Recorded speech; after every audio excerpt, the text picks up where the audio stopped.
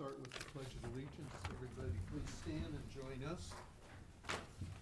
I pledge allegiance to the flag of the United States of America and to the republic for which it stands, one nation, under God, indivisible, with liberty and justice for all.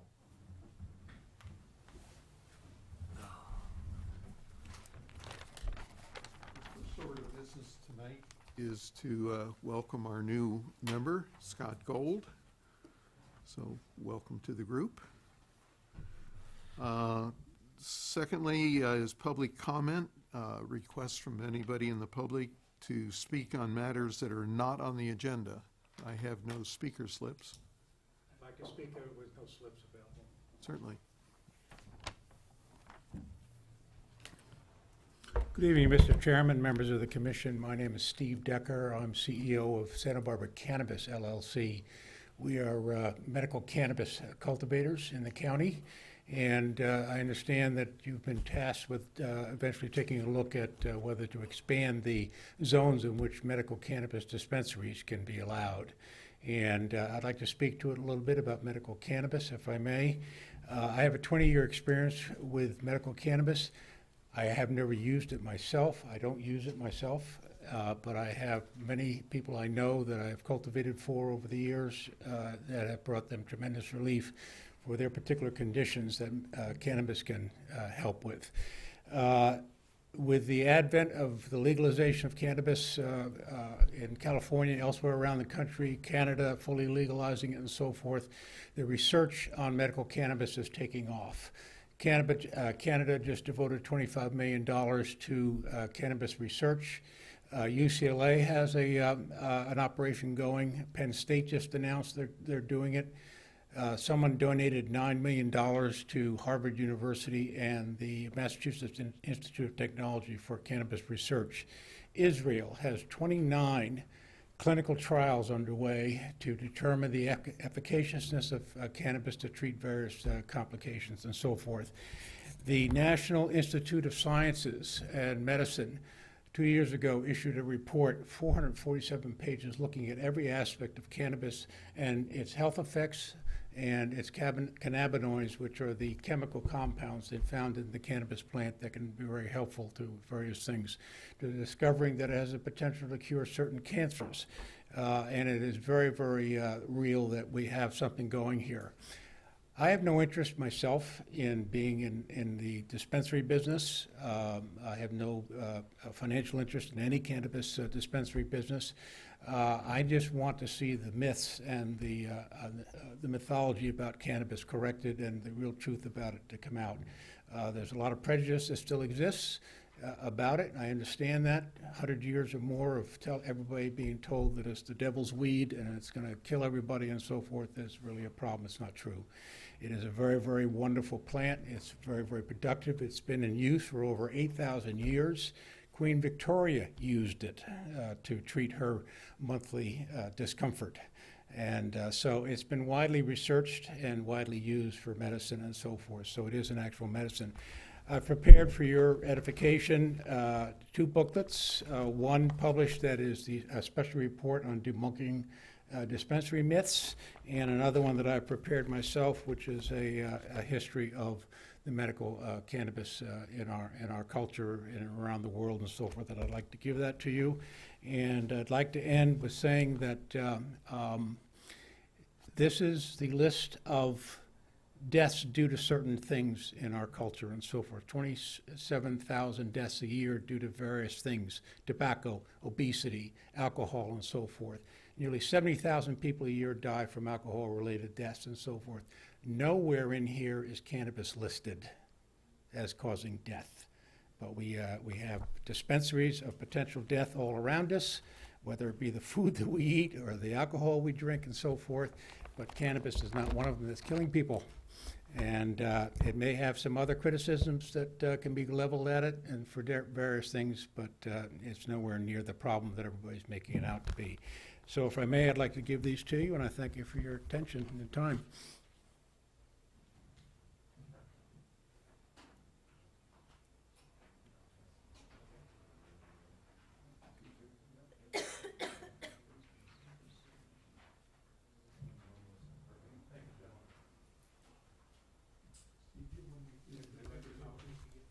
Pardon?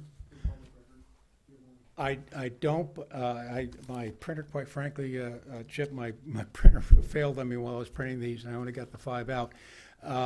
They can be downloaded, any one of these can be downloaded from my website at sbcannabis.com, sbcannabis.com. There's PDFs that can be downloaded for that, okay? Thank you.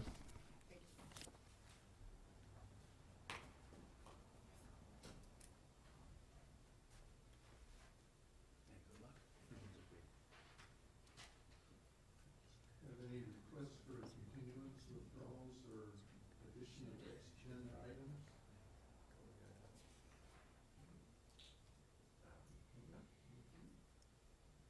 Conflicts under ex parte communications. Have you talked with anybody, or? Well, we're just talking general conflicts. I think that there is 3 of us that have conflicts, not from speaking, but from a geographical location. And I don't know if you want to handle that now or go further through. We can approve the minutes first from the previous meeting, and then we'll do the formal, what is becoming a bit of a tradition here in terms of drawing the names out of a hat to invoke the rule of necessity, they call it. So. Gotcha. Okay, so we'll come back to that. Has everybody had a chance to look at the minutes, at least those of you who were here? Do I hear a motion to approve, or? Sure, move approval of the minutes of March 4th, 2019. Second. Moved and seconded, all in favor? Aye. Aye. 5-0. Okay. So we're on to the main order of the night, and this is where we have a problem that Mr. Brent's, myself, and Mr. Peterson have a conflict because we own businesses within 1,000 feet of the job site.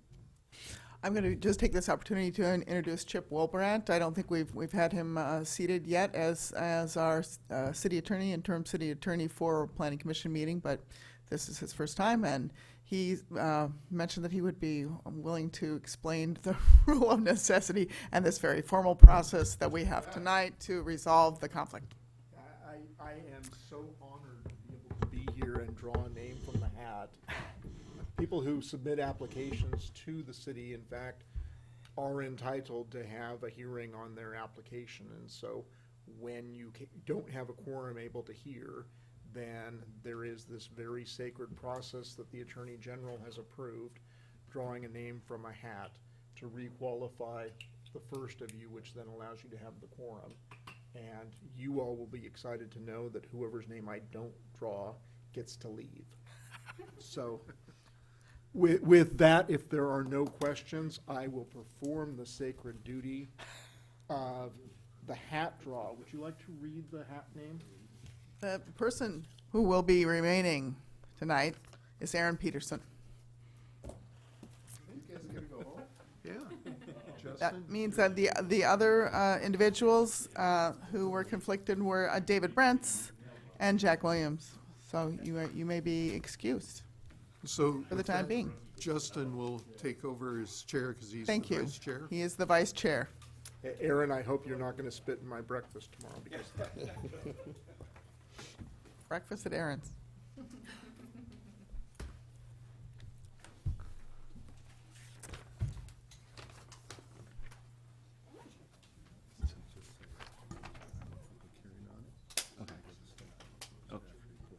Okay. So, we'll wait for them to. Is this on? Yeah, good. Yeah, sure. Thank you.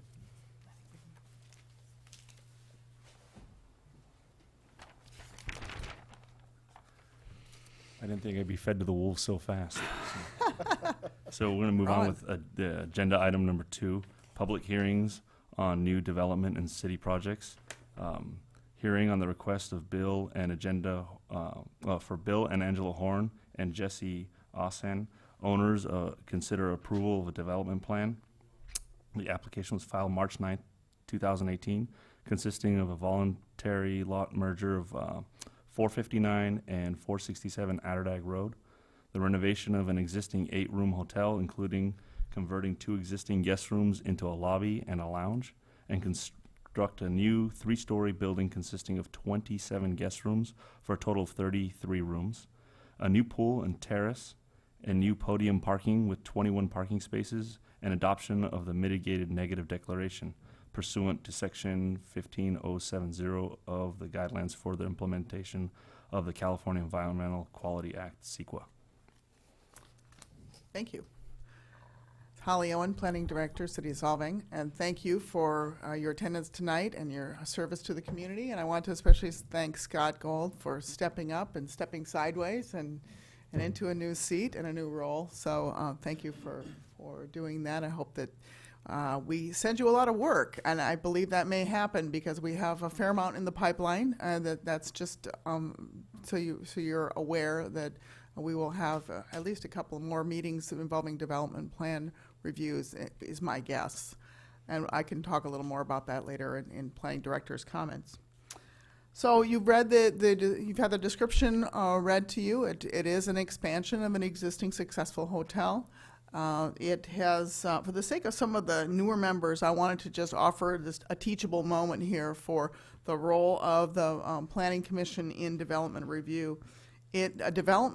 They are charged with reviewing and commenting and approving or not approving development plans. And a development plan is one that needs more comprehensive review due to size or location or type. And they often, in the TRC, will be requested for anything over 300 square feet, be it an addition or a new construction.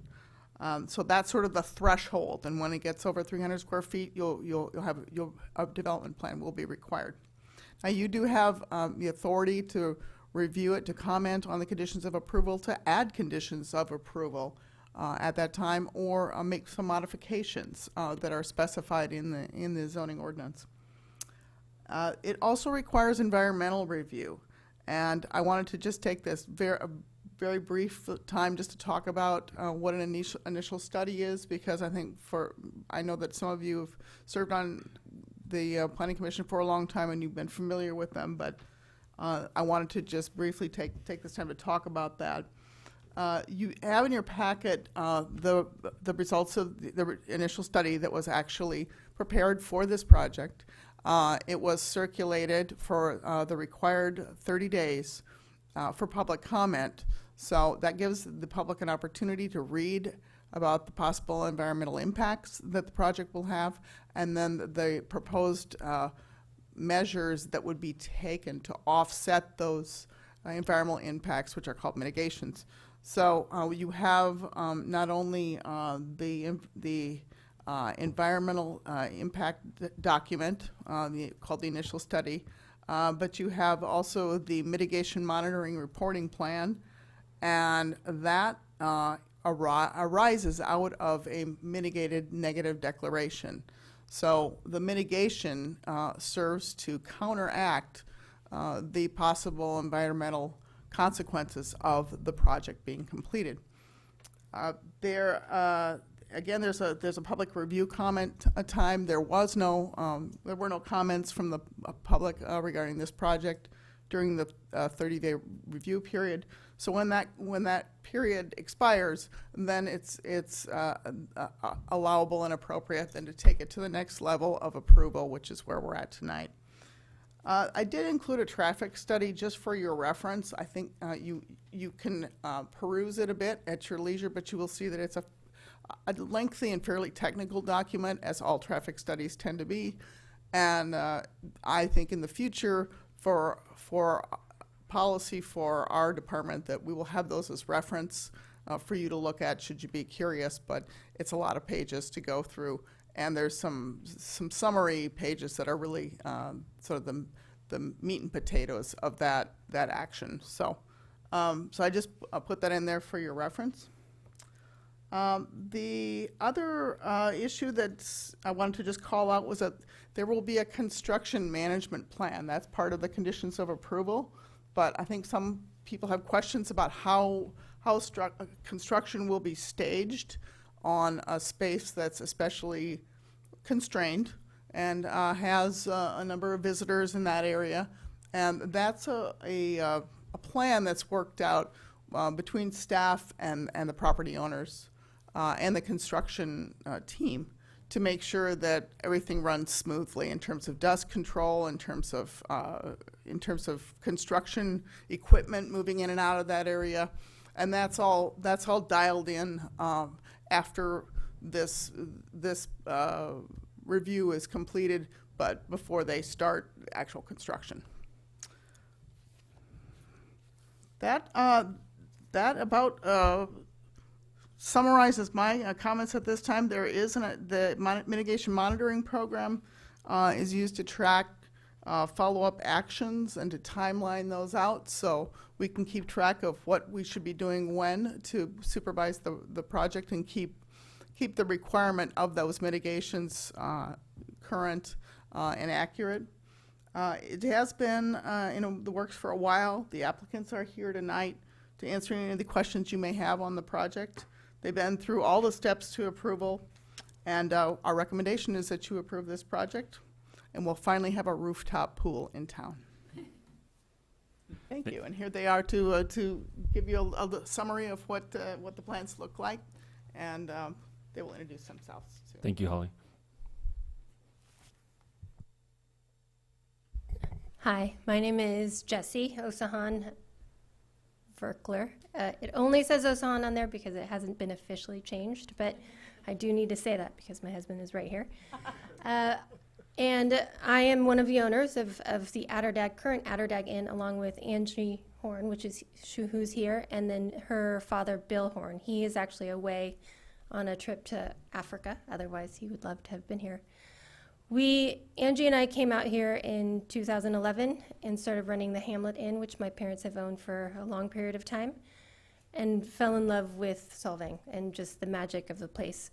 Tourism itself, over however many years we've been running the Hamlet and then purchased the Atterdag building from Bent Olson, has been amazing. It's been great. We've seen growth. We've seen guests come from all sorts of places, and we just realized once we purchased the Atterdag building that there's this empty lot next to it that apparently has not been built on since, I don't even know, the folder of it was a home, a single-family home that had no floor.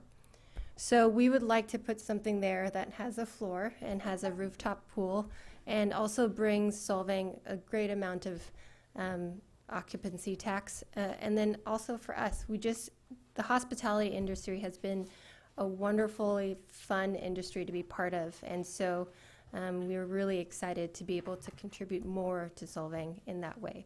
But really, I'm going to turn the mic over to our architects because they're the ones that will give you the details and then this wonderful slideshow that they put together.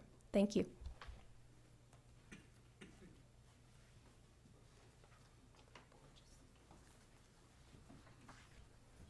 My glasses on here. Can I flip the screen to, can I, you can do it? Okay, I'll just say change or whatever. Yeah, cool. Here's your arrows. Yeah, thanks. Good afternoon, commissioners. My name is Mark Shields. I'm an architect and work out of Santa Barbara for a firm called Design Arc, here with Melissa Turner, who's also a project architect and a planning expert. So we're happy to be here after a couple of years of work with City of Solvang, and it's a pleasure to work with Angie and Jessie. They're so enthusiastic about the project and fortunate enough that they hired us to help them figure out their vision. About, I'd say 2 years ago, we started the process, and a year into that, we met with the Architectural Board of Review, who had really positive rave reviews about the project. They had made a few minor tweaks here and there, which we accommodated. And I'm here just to kind of quickly, hopefully, run you through the overall idea of the project. You probably already know the location, but let me see, is my pointer working? There we go. Is it possible to dim the lights so we could see it a little better? Thank you. It's the existing Atterdag Hotel, which is, this is the front facade, is down Atterdag Street at the intersection of Copenhagen. And these are various views. It's also next to Atterdag Square, which is a little park, which we've kind of respected the location of. It's an important part of the street scape. You're probably familiar with the other surrounding areas. There's an alley in back where we're actually locating some parking. This is the back of the Atterdag Inn there. Next. Overall, as you'd mentioned, there were two lots, one here and one here, that were merged to make this project possible. It's kind of a funny story, but we hired a surveyor and found out that the two lots were certainly adjacent to each other, but separated by a 1 foot piece of property that no one knew who owned. So it took a good half a year to figure out who owned that property, merge it technically and whatnot. The original hotel is here, which is a U-shaped courtyard design. There's an existing, it was 8 units, 2 here, and then 2 more on the second floor. There's a cool little courtyard. In back, there was parking. So this is pretty much all parking for the existing hotel. We came up with a U-shaped or L-shaped design, which really is a podium project where we're building over parking to get as much parking close to the hotel as we possibly can. And then the other parking we had was purchased as in lieu parking through the city. Go back one more time. Sorry, Melissa. And the idea is you drive down Atterdag and you go under the building and park underneath, here and here. You can also approach it from the alley and back and park in the back here. And then from there you go up into the hotel, or you can commute to the old hotel. There's a basement underneath the hotel, which is here. There's a little stairway that comes off of Atterdag. There's the existing elevator. The basement's going to be primarily used for storage and the laundry for the hotel. The first floor, we've converted the entry, which was 2 units, to a lobby and a lounge. So the lounge is a little kitchen, and you can hang out there while you're waiting to go out and tour Solvang. We've added an elevator, necessary because our project is 3 stories, whereas this is 2.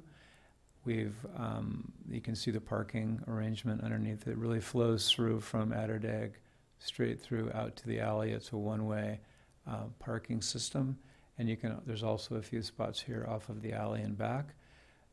There's a meeting room here, which we've added, and we plan to enhance this courtyard. Next floor up, you can see we're adding the units above parking.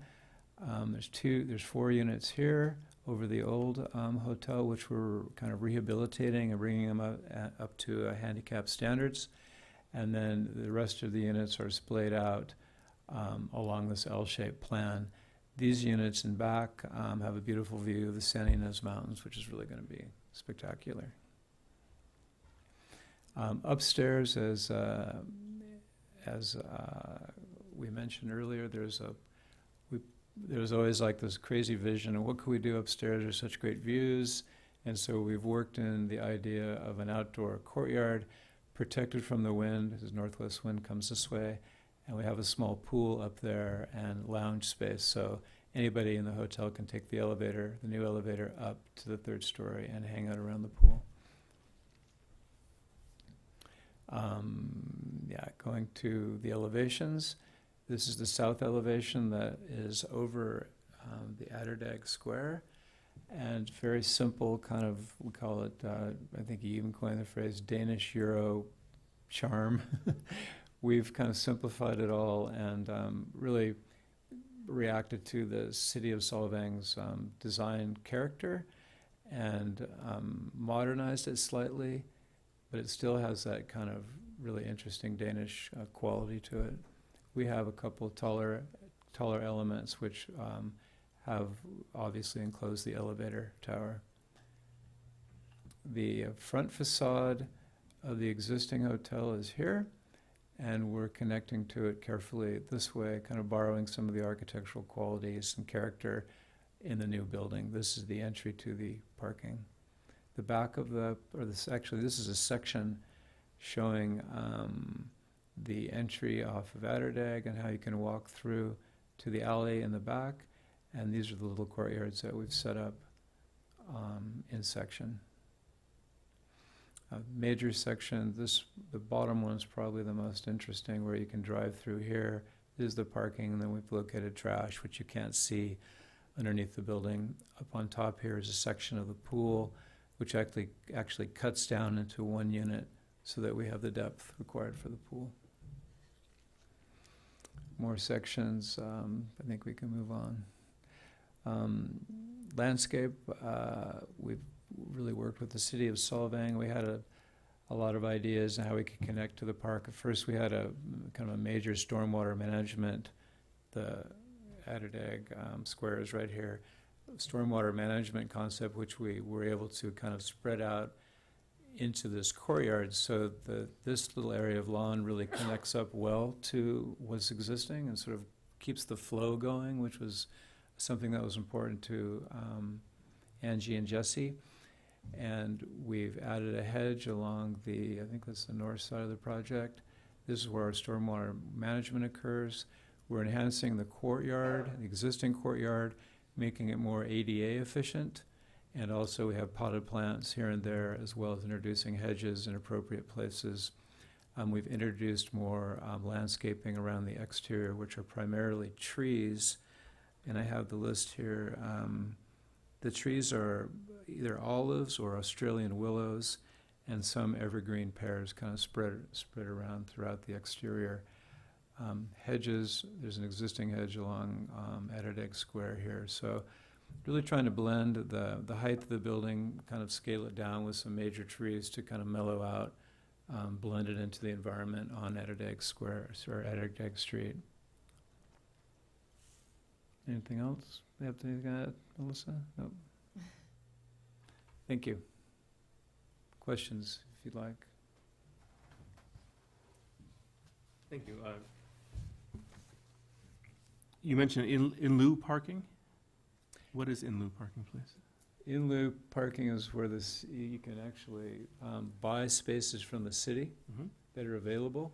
And so it's actually very affordable. I think they paid under $10,000 for each space. 12. And that it kind of enabled the project to happen, because it's very expensive to build a podium parking structure. And so by being able to buy these extra spaces really made the project work.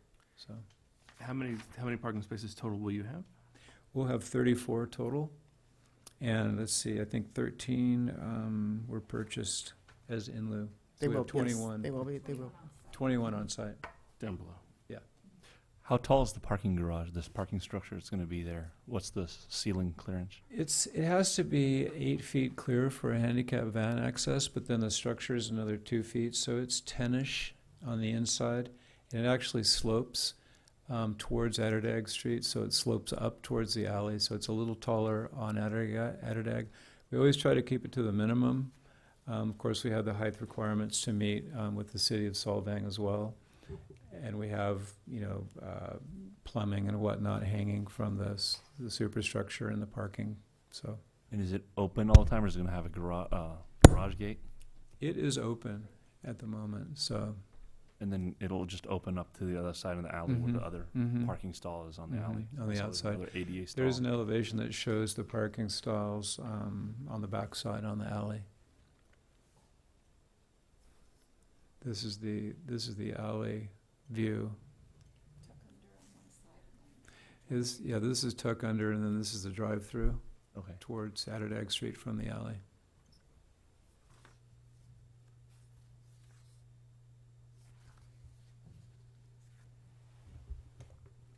Quick question. Holly, and I should know this, maybe we don't know this. In lieu fees are regularly done for commercial projects if they want to spend the $13-some thousand per. But do we have a percentage that has to be, if you will, on campus? Is it a 50%? You can buy 50 off? I I should know that ordinance, and maybe we don't have one. The parking requirement is driven by the zoning, it's in our zoning ordinance, and it's derived as a ratio of square footage. So, for instance, restaurants are 500 square feet equals one parking space. And there's an employee count that is done. So there's a small analysis that's done to determine the number of spaces that are required for a project. And then at that point, if that's available on site, then that can be counted to that, and anything that's required over and above that will need to, it could be purchased over time. It could be purchased all at once. There's all kinds of ways to arrange that kind of financing, but there were parking districts way back when. You probably remember those since you've been here quite a while. But that's no longer the case, and the city uses those monies, and they're very carefully tracked to apply to the purchase of land to provide for more public parking. As an example, the city bought this lot across the street for that design for Right. parking, correct? Exactly. But a project could be 100% in lieu fees, Could be, Mhm. I'm certainly. assuming. Yes, it Yeah. could be. And as we get more and more built out and we go up, there will be a need for examining other parking alternatives somewhere in the future. So It's actually super affordable when you look at the building parking structures. So the in lieu fee is The very cost of a fair. building Mhm. structure. Mhm. Right. yes, I think Yep. David Gasaway and I've been talking about that, and he has some experience with how much it costs to build an actual parking structure versus the cost of land just to park Right. at grade level. So. And- But and- they are and correct. just for you folks, the city council sets that number. I assume they can increase it and decrease it if they wanted to, but they kind of set it. Maybe they've increased it over years. I can't track it. I'm not sure when the last revision to or review of our parking requirements was done. I think we're a little bit overdue considering some of our movement to the other side of 246 and some of the constraints there. But that we await that as a council priority to reassess that. Well, the prices that these asphalt contractors are now charging too, it's just increased. things. They're cheap. So They're cheap. It's a if you deal. remember, we talked when I went to the planning commission conference at Long Beach. I mentioned there was a Texas wrap. Was a style of Yes. parking structure where the apartments, the storefronts are on the outside, but the parking structure is hidden Buried. within Yes. the building. I think so. That could be an effective way of doing things in this town because there's not. I mean, where are you going to park cars? I mean, we're already shy 12 spaces in this one Yeah. for 33 rooms. Yeah. So, where do you put the other people? That's Yeah, the it's big always a question. challenge, and certainly the wrap scheme needs a lot more room, a lot more land. Right. It would take up probably twice the size of, so it's always, we're smaller places, I think it's just a great idea to have the in lieu parking. It's really helpful, so, without creating bigger buildings. Right. Kind of nice. I mean, Yeah. I wonder if it's able to be done on a smaller scale too, though, but I don't know. Yeah, I think you That's do a need lot of designer's space. question. Yeah, exactly. Sure. Go- I just wanted Yeah, to add go ahead. one more thing to answer Commissioner Peterson. The client did ask us to maximize as much parking as we could on site. We actually had a couple of schemes that had fewer parking spaces, but they agreed that it was an amenity for the project to have as much as we could on site. We had discussed Mhm. and tried to convey to them that if in-lieu fees for 100% would be an option, we would be interested in, but ultimately they realized there's probably, I'm not sure what the percentages of their patrons Inconvenience. that come with no cars probably, Right. who come by bus or by And then multiple people shuttle show up at services the or, same time. Maybe people carpool. correct. Mhm. So I think there's probably a happy medium somewhere, but our goal Yeah. was to get as much as we could. We tried to just really strike a balance between what they thought was convenience and what they needed in terms of city parking and everything, so it's like a blend. Thank you. It's always nice to hear that it's working for some folks. There were quite a few schemes anyway. This is the one we ended up with, one we like, yeah. Thank you. Should we move to public comment? Just one more question, I'm just curious, and I don't know if it's city attorney or planner, or I don't have an answer for it.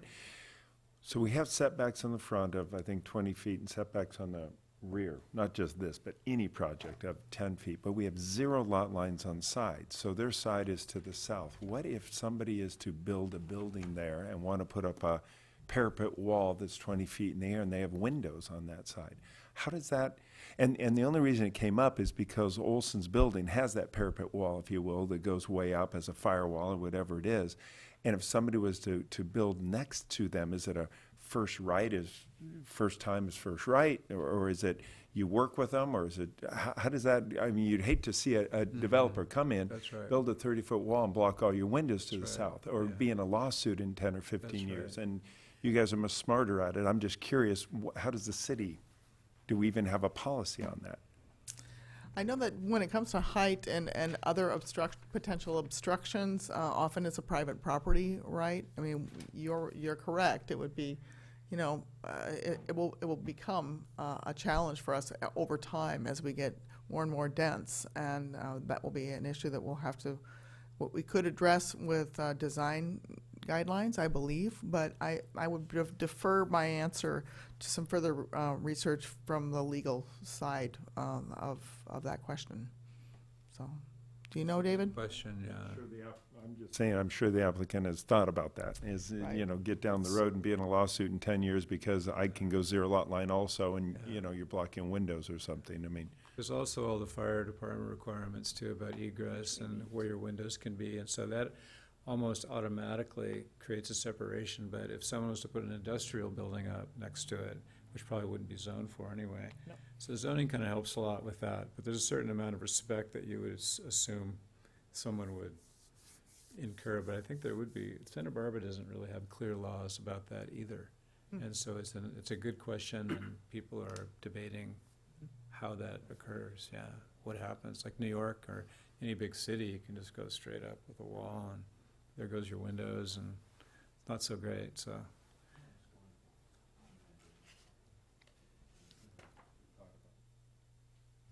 A quick question. You mentioned that you were going to do on-site laundry. Is that correct?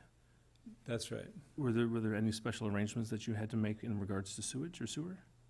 We are actually doing a very small amount. We contract out for linens. We're gonna continue to do that. So when we say laundry, it's like towels. We're not actually putting in full laundry.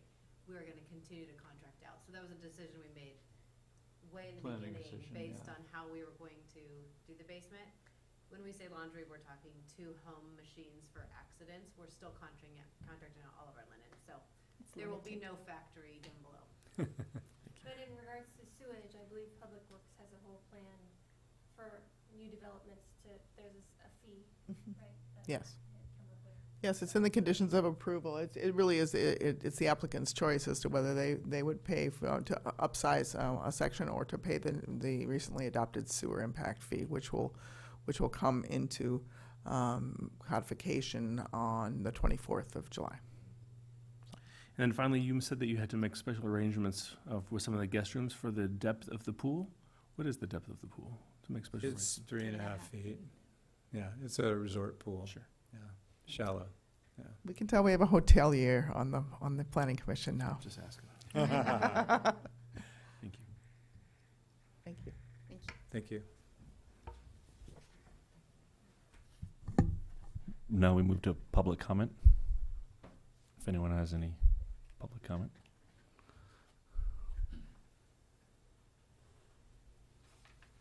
No. So public comment is closed. And now we move back to the commission for comments. I mean, I don't really have a lot of comments on it. I think, I mean, other than, I think it's a great infill. It's what we've always talked about. It's just natural right there to fill in there. We all like developments in town. We saw the, you know, there are people in town that will scream and yell about, oh my gosh, more parking and more traffic and everything else, but the studies come back, and the studies are the studies. It's not a gut feeling that, oh my gosh, they're gonna create X amount of trips. It just is what it is. Some of the you know, I looked at the study, and some of the intersections are at an F, and most of them are at B's and A's, and it's all seems very reasonable.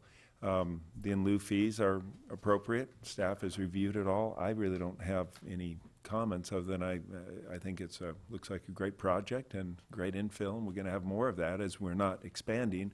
We are kind of infilling. Holly keeps saying, you know, we're going to keep going up and infilling these projects, and older buildings will come down, and new buildings will go up, and hotels are a good thing. So those are my comments. It's an exciting project. It's obviously it draws out very well. It's a pretty building and a pretty project, and like Aaron said, it's a great thing to have. It's a great problem to have. Is we need additional rooms. We need additional businesses just like this. So I think it's a win. I agree. I think it's a good idea to go up also, because there's not a lot of room to go out or wide, or can't build basements. So I think, and not only that, I think it's keeping in with a European theme. I mean, if you actually go to Denmark, buildings are a lot taller than everything here. So, and I also, on Holly, is this going to be the recommended traffic, the crosswalk on Exhibit 7? That Matt Vanderlinden and I had a discussion about that today, because we saw that as a recommended mitigation measure, but he has his concern about whether or not that is really a practical approach. It is something that we requested from the traffic study that they, you know, that they make a recommendation, but it is a very constrained area, and I would have to say that the pedestrian patterns are a little random in that area. So to try to drive a certain behavior from them, especially in that very impacted intersection, was not, you know, he didn't think it was necessarily feasible. Although, you know, that's why you do a traffic study, is just to perhaps learn a new way of looking at the project. I was gonna say, I think it's pretty reasonable because the street's offset. It's kind of a wonky corner, and driving through there almost every day, going for breakfast Yes. in the village, it gets kind of irritating too when the people are just walking just willy-nilly across the street Right. and taking selfies in that middle of that intersection. So when you're driving, So it seems to be a solving Yeah. problem, actually, in general. And so- Well, you know, some of that area will be solved when and if the corner of Atherdag, whether that be the southeast corner, where the TVDU store is or whatever, you know, they've got that parking and no sidewalks. So the sidewalks come and end, and so then people walk down that to their project or down to Fresco's, and it just kind of ends through this parking lot and then that drop off. And I know we can't require the owner to do that, but at some point that owner will probably come with a plan, and they'll come in with a development, and hopefully it'll clean it up with some sidewalks and Right. some better access. Won't be as strange as it is That's now. probably one of the more challenging intersections, I think, when it comes to the pedestrian vehicle interface. And I know Matt's given a fair amount of thought to what would and wouldn't work. And he's had a number of discussions with the applicant, and they've been very willing to work with the city in terms of trying to come up with what is reasonable and feasible. So, right. That seems pretty simple, though. It's a good. yeah, I'm premise. sure that Matt would be happy to spend a little time with you if you got any further questions about what was proposed and then what his current thoughts are on it. So. Yeah, but otherwise, I mean, the hotel project, I think it's a good idea, and I welcome the investment in the town.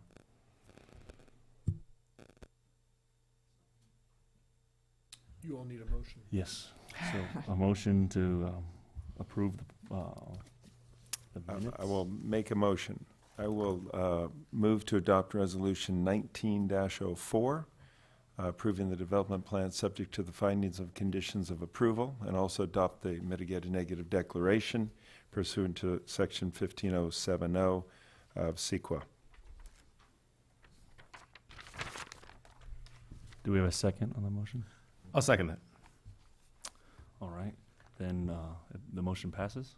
You need to vote. So Vote. All three of you need to vote. Oh, so all in favor? Aye. Aye. Aye. Now, Very good. No, the Motion passes. now the motion passes. I'm the new guy, so. Congratulations.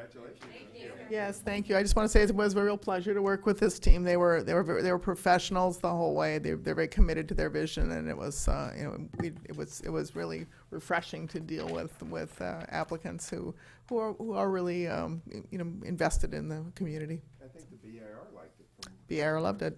Exactly. But you're not done with us. No, we're not done with you. There'll be a few other steps. Thank you. Thank you. Yes. Thank you. Yes, thank you. Hello, Mr. Mayor. Oh, Mr. Mayor? I have a question about the addresses. This is, we want to merge the lots. Is 459 going away? Well, that I know that was just perhaps a little confusing because he was talking about one lot merger or, an action that had occurred in the past. But there will be a merger, a second merger, because the vacant parcel next door is theirs, but they haven't been merged yet. So that will happen as the next action, as probably the next legal action. Because So they before won't be able to can build construct over on it. that lot line without that. Yeah. I didn't realize have they to were have gonna do that their done. L shape, but they are doing that L shape and therefore merge it and eliminate the lot line, I suppose, huh? What happens with that little 1-foot strip that there is? Same just thing, gonna- it'll merge away. Yeah, I think they took care of that with, I think it was some sort of odd easement that they took care of previously, but the larger merger to allow them to move forward with construction should happen shortly. So there's not going to be a weird little odd gap in the No, there'll easement? be no weird lot gap So that I can, 459 will go away. yes. One of them will go away. I can't recall the address that's to the south there. Fire department will tell them, right. Do we adjourn now? Or? It will be, I just had a few comments for you to know too. I would just urge you not do too many, since we told the other commissioners, and I would hate to have them miss out on something important. Oh, okay. Yes, that's nothing, yeah, all right. I'll hold those then until the next meeting. So Do you anticipate we're having one next month? We're not sure yet. I think we're close. We'll have another initial study from another project over a hotel over on Alsall that is just completing their initial study, and that will be circulated. That's Mike Trebow's project. Yes. That's next to his current hotel. So discussion items, that's any more discussion items? All for now, I think, for me. Any comments for planning commissioner? Nothing for me. I don't have any either. And then, planning community development director's comments. Those were them. We're hopping around all over the place today. That's all right. So, and then adjournment. So, Bang the gavel. Thank you. All right. Are you the keeper of the hat?